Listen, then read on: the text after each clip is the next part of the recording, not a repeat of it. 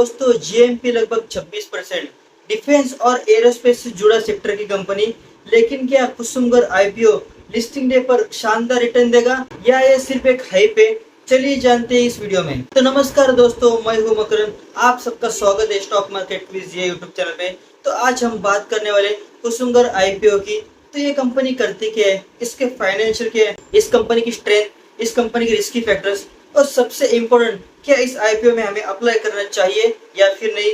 चलिए समझते हैं आसान भाषा में। तो सबसे पहले जानेंगे हम कि ये कंपनी करती क्या है। तो कुसुमगर लिमिटेड एक टेक्निकल टेक्सटाइल कंपनी है। यह defence, aerospace, automotive, industrial and outdoor application के लिए हाई परफॉर्मेंस फैब्रिक बनाती है। तो अब हम इस आईपीओ की डिटेल चेक करेंगे। तो जो इस आईपीओ का प्राइस बैंड है वो 398 से 419 के बीच में है, और जो मिनिमम इन्वेस्टमेंट लगने वाला है वो लगभग 14,500 लगने वाला है। और ये आईपीओ है वो 8 तारीख को ओपन होने वाला है और 10 तारीख को क्लोज होगा।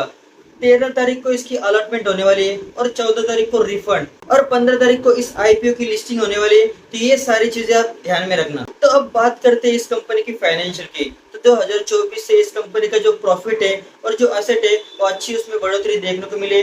लेकिन 2026 में जो उसका रेवेन्यू है उसमें थोड़ी सी गिरावट देखने को मिली। तो इन्वेस्टर ने इस पॉइंट को ध्यान में रखना काफी ज्यादा जरूरी है। तो अब बात करते हैं इस आईपीओ की स्ट्रेंथ की। तो डिफेंस एंड एरोस्पेस जैसे हाई एंट्री बैरियर में उनकी मजबूत मौजूदगी है, और ये end to end manufacturing process company है, और एक customised technical fabric solution provide करती है, और रिसर्च एंड प्रोडक्ट डेवलपमेंट के ऊपर काफी ज्यादा उनका फोकस है।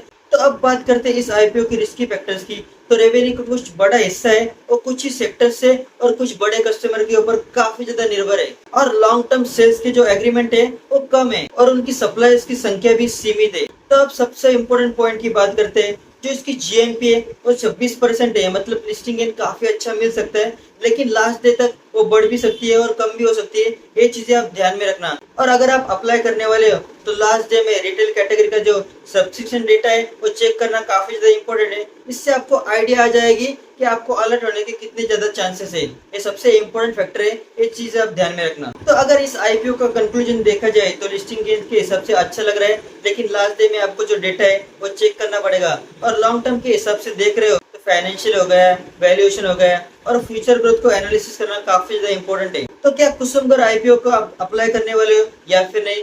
जो आपकी राय है कमेंट में जरूर बता देना। तो इस यूट्यूब चैनल पे आपको ऐसे स्टॉक मार्केट के नॉलेजेबल एंड यूजफुल वीडियो देखने को मिलने वाले। और अगर वीडियो पसंद आई हो तो लाइक, शेयर एंड सब्सक्राइब जरूर करना। तो मिलते हैं और एक ऐसे स्टॉक मार्केट के अमेजिंग वीडियो में। तब तक कीप इंप्रूविंग।